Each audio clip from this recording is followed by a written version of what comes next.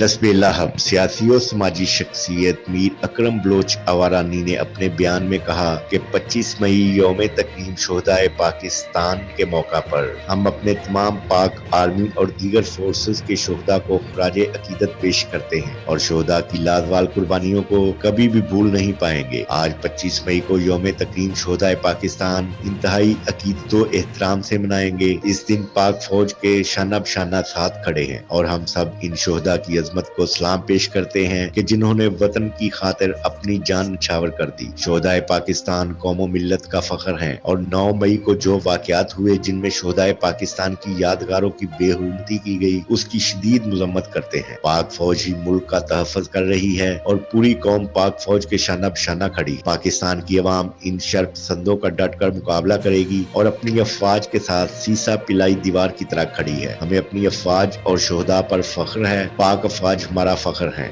जिसकी लाजवाल कुर्बानियों को हमेशा सुनहरे लफ्जों में याद रखा जाएगा।